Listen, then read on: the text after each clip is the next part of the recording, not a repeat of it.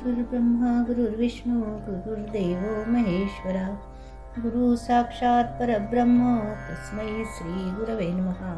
श्री गणेश दत्त गुरुभ्यो नमः. परमपूज्य श्री रामकृष्ण सरस्वती स्वामींना वंदन करून त्यांनी दिलेल्या मार्गदर्शनपर आशीर्वादांचे मी पठण करीत आहे. सद्गुरूंचा सत्संग. सत्संग हा गुरु शिष्यांचा संवाद आहे. गुरु शिष्यांचे संबंध कसे असावेत आणि शिष्यांनी आपल्या दर्जाप्रमाणे श्री गुरूंची सेवा कशी करावी हे शिकण्याचे उत्तम साधन आहे. आपल्याला गुरु परंपरा सांभाळता आली पाहिजे व त्याला आपण अधिकाधिक पात्र कसे होऊ असा प्रत्येक साधकाने विचार करणे आवश्यक आहे. सत्संग आहे हा ईश्वराच्या अधिष्ठानाचा आहे. या अधिष्ठानाचे आपण भक्त आहोत, सेवक आहोत अशी भावना सतत मनामध्ये असली पाहिजे. आपण आशीर्वाद घेण्यासाठी एका विशिष्ट दिवशी एका ठिकाणी जमलेच पाहिजे असा आपला निश्चय असण्याची आवश्यकता आहे. श्री गुरूंच्या सहवासाने ज्ञान, भक्ती, वैराग्य याची निश्चितच प्राप्ती होते. याचे उत्तम उदाहरण म्हणजे स्वामी विवेकानंदांचे सांगता येईल. एकदा स्वामी विवेकानंद रामकृष्ण परमहंसांकडे गेले व त्यांनी विचारले, तुम्ही देव पाहिला आहे का हो? रामकृष्ण म्हणाले, हो. विवेकानंद म्हणाले, देव कसा दिसतो? रामकृष्ण म्हणाले, ते नाही तुला सांगता यायचे, पण तुला जर देव पाहायचा असेल तर मी तुला दाखवतो. तू माझ्याकडे कशासाठी आला आहेस? विवेकानंदांनी सांगितले की मी आपली कीर्ती ऐकून आपल्या दर्शनाला आलो.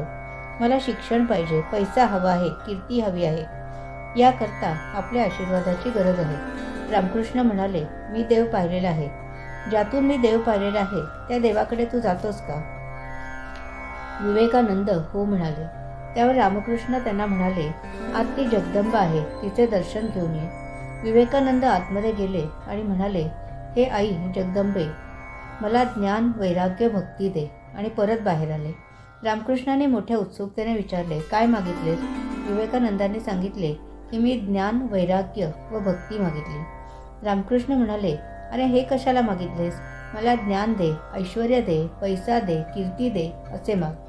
विवेकानंद परत आत गेले, जगदंबेसमोर उभे राहिले व पुन्हा म्हणाले, आई मला ज्ञान, भक्ती, वैराग्य दे, त्याशिवाय मला काहीही देऊ नकोस. बाहेर येऊन त्यांनी रामकृष्णांना साष्टांग नमस्कार घातला व म्हणाले, देव आपल्याशी खरेच बोलतो. या मूर्ती आम्ही अतिशय तुच्छ समजत होतो. या मूर्ती आम्हीच घडवलेल्या आहेत.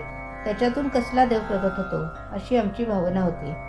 पण आज मी जे पाहिले ते अलौकिक आहे, श्रेष्ठ आहे. सत्संगाचा असा परिणाम होतो. रामकृष्णांचा प्रभाव एवढा श्रेष्ठ की देवीने विवेकानंदांना दुसरे मागू दिले नाही व विवेकानंदही दुसरे काही मागू शकले नाही. दैनंदिन साधनेसाठीतील आजच्या या भागाची पठण सेवा परमपूज्य श्री गुरुदेवांच्या चरणी सादर अर्पण. श्री गुरुदेव दत्त.